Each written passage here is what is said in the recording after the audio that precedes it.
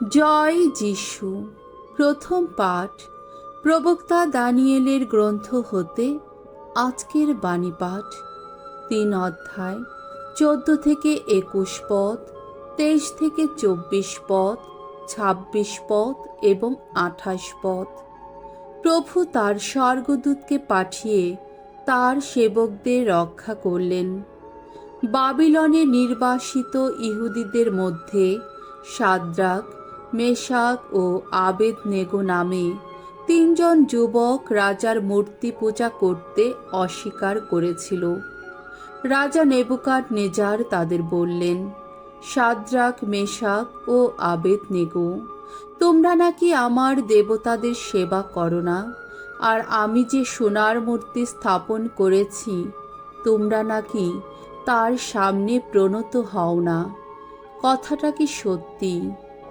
এবার যখন তোমরা বিষান, বাঁশি, সেতার, চৌতারা, শাম, ত্রন্তি, থলিসানায় আর অন্য যত বাজনা বেজে উঠতে শুনবে, তোমরা কি তখনই মাটিতে লুটিয়ে পড়ে আমার তৈরি করানো ওই সোনার মূর্তির সামনে প্রণত হতে রাজি আছো? যদি প্রণত না হও, তাহলে কিন্তু সঙ্গে সঙ্গেই তোমাদের একটা জ্বলন্ত আগুনের চুল্লির মধ্যে ফেলে দেওয়া হবে। তখন কোনো দেবতাই বা আমার হাত থেকে তোমাদের উদ্ধার করতে পারবে? উত্তরে শাদ্রাক, মেশাক ও আবেদনেগো রাজা নেবুকাদনেজারকে বললেন, আপনার এই কথার উত্তর দেওয়া নিষ্প্রয়োজন। আমরা যার সেবা করি, আমাদের ঈশ্বর যিনি, ইচ্ছা করলে তিনি তো জ্বলন্ত আগুনের চুল্লি থেকে আমাদের উদ্ধার করতে পারেন। মহারাজ, তিনি আপনার হাত থেকে আমাদের উদ্ধার করবেনই।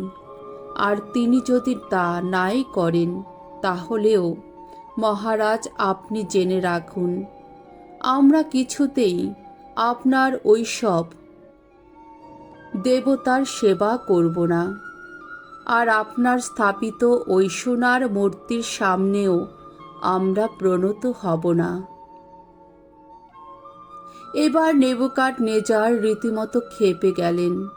শাদ্রাক, মেশাক ও আবেদনেগোর দিকে তাকিয়ে থাকতে থাকতে তার মুখের চেহারাটা তখন পাল্টে গেল। তিনি হুকুম দিলেন যে চুল্লির তাপ যেন অন্য দিনের চেয়ে 7 গুণ বেশি বাড়িয়ে দেওয়া হয়।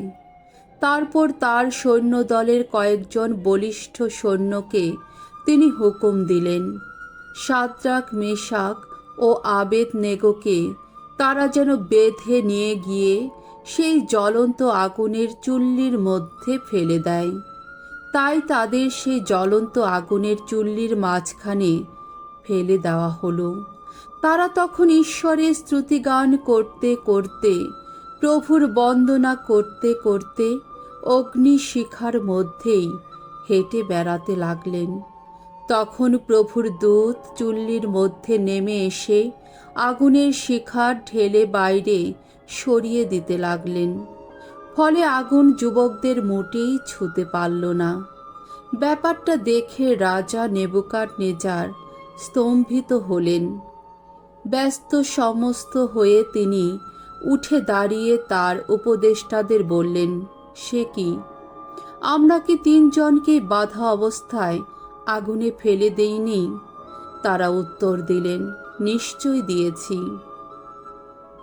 মহারাজ, রাজা তখন বললেন, কিন্তু আমি যে ওখানে এখন 4 জন লোককে দেখতে পাচ্ছি, ওরা তো আর বাধা নেই, কোনো ক্ষতি হয়নি ওদের। আর ওই চতুর্থ লোকটিকে দেখে মনে হচ্ছে যেন কোনো দেবতারই পুত্র।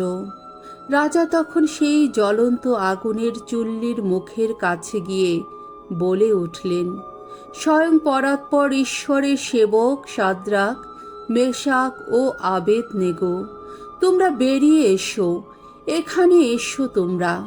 আর তখনই সেই আগুনের মধ্য থেকে বেরিয়ে এলেন তারা, শাদ্রাক, মেশাক ও ও আবেদনেগো। এবার নেবুকাদনেজার বলে উঠলেন, ধন্য ধন্য শাদ্রাক, মেশাক ও আবেদনেগোর ঈশ্বর। আপন দূতকে পাঠিয়ে তিনি রক্ষা করেছেন তার এই সেবকদের, যারা তারই ওপর ভরসা রেখে রাজার আদেশ অমান্য করেছিল, যারা আপন ঈশ্বর ছাড়া অন্য কোনো দেবতার সেবা বা পূজা করতে না চেয়ে নিজেদের দেহ ওইভাবে বিসর্জন দিতে গিয়েছিল। প্রভুর বাণী। ঈশ্বরকে ধন্যবাদ। শাম সঙ্গীত 3 অধ্যায় 52 থেকে 56 পদ। যুবক ত্রয়ের গীতিকা। ধুয়ো। হে প্রভু, চিরদিন ধ্বনিত হোক তোমার বন্দনা, তোমার মহিমা গান। ধন্য ধন্য তুমি, ওগো প্রভু, ওগো আমাদের পিতৃপুরুষদের ঈশ্বর। চিরদিন ধ্বনিত হোক তোমার বন্দনা, তোমার মহিমা গান। ধন্য ধন্য তোমার সেই মহিমময় পুণ্যময় নাম। চিরদিন ধ্বনিত হোক তোমার বন্দনা, তোমার মহিমা গান। ধন্য ধন্য তোমার পবিত্র মহিমার মন্দিরে, চিরদিন ধ্বনিত হোক তোমার বন্দনা, তোমার মহিমা গান। ধন্য ধন্য তুমি তোমার রাজ সিংহাসনে, চিরদিন ধ্বনিত হোক তোমার বন্দনা, তোমার মহিমা গান। ধন্য ধন্য তুমি অতলদর্শী তুমি, চিরদিন ধ্বনিত হোক তোমার বন্দনা, তোমার মহিমা গান। ধন্য ধন্য তুমি খেরুব মূর্তি দুটির ওপর অধিষ্ঠিত তুমি, চিরদিন ধ্বনিত হোক তোমার বন্দনা, তোমার মহিমা গান। ধন্য ধন্য তুমি আকাশ মণ্ডলে, চিরদিন ধ্বনিত হোক তোমার বন্দনা, তোমার মহিমা গান। বাণী বন্দনা। হে খ্রিস্ট, হে করুণা ঘন, নমঃ নমঃ। সৎ পূর্ণ হৃদয়ে যারা সঞ্চিত রাখে প্রভুর বাণী, আপন নিষ্ঠায় যারা ফলায় ফসল, ধন্য তারা ধন্য। মঙ্গল সমাচার। যোহন রচিত মঙ্গল সমাচার 8 অধ্যায় 31 থেকে 42 পদ। স্বয়ং পুত্রই যাদের স্বাধীন করে দেয়, তারা সত্যি স্বাধীন হয়ে ওঠে। সেদিন যিশুর উপদেশ শুনে যে সমস্ত ইহুদি তাকে বিশ্বাস করেছিল, যিশু তাদের বললেন, তোমরা যদি আমার বাণী পালনে নিষ্ঠাবান থাকো, তাহলেই তো তোমরা আমার যথার্থ শিষ্য। তাহলেই তো সত্যকে তোমরা জানতে পারবে, আর সত্য তখন তোমাদের স্বাধীন করে দেবে। ইহুদি ধর্ম নেতারা তখন বলে উঠলেন, আমরা ইহুদিরা আব্রাহামের বংশের লোক, আমরা কারো দাসত্ব করিনি কখনো। তাহলে আপনি কি করে বলছেন যে তোমরা স্বাধীন হয়ে উঠবে? উত্তরে যিশু বললেন, আমি আপনাদের সত্যি সত্যি বলছি, যারা পাপ করে তারা সবাই পাপের কৃতদাস। এখন কৃতদাস তো স্থায়ীভাবে ঘরে থাকে না, পুত্র কিন্তু স্থায়ীভাবেই থাকে।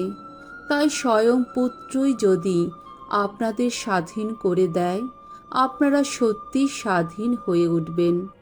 আপনারা যে আব্রাহামের বংশের লোক, সে কথা আমি ভালোভাবেই জানি, কিন্তু তবু আপনারা আমাকে মেরে ফেলতে চাইছেন, কারণ আমার বাণী আপনাদের অন্তরে যেতেই পারছে না। পিতার কাছে আমি যা কিছু দেখেছি আমি তাই বলে থাকি, আর আপনারা তো তাই করে থাকেন, যা আপনাদের পিতার কাছে আপনারা শিখেছেন। উত্তরে তারা বললেন, আব্রাহামই তো আমাদের পিতা। যিশু তাদের বললেন, আপনারা যদি সত্যি আব্রাহামের সন্তান হতেন, তাহলে আব্রাহাম যা করেছেন আপনারাও নিশ্চয়ই তাই করতেন। অথচ আপনারা এখন আমাকে কিনা মেরে ফেলতে চাইছেন। হ্যাঁ, এই আমাকেই, যে আমি স্বয়ং ঈশ্বরের কাছ থেকে শোনা সত্যকে আপনাদের জানিয়েছি। কই, অমন কাজ আব্রাহাম তো করেননি। না, আপনারা যা করছেন তা আপনাদের পিতারই কাজ। তারা প্রতিবাদ করে উঠলেন, আমরা কারো জারজ সন্তান নই। আমাদের একজন মাত্র পিতা আছেন, আর তিনি হচ্ছেন স্বয়ং ঈশ্বর। যিশু তাদের বললেন, ঈশ্বর যদি সত্যি আপনাদের পিতা হতেন তাহলে আমাকে আপনারা ভালোবাসতেন, কারণ আমি যে ঈশ্বরের কাছ থেকেই এখানে এসেছি। হ্যাঁ, তারই কাছ থেকে এসেছি আমি তো নিজে থেকে এখানে আসিনি, বরং তিনি আমাকে পাঠিয়েছেন। প্রভুর মঙ্গলময় বাণী। খ্রিস্ট প্রভু তোমার প্রশংসা হোক।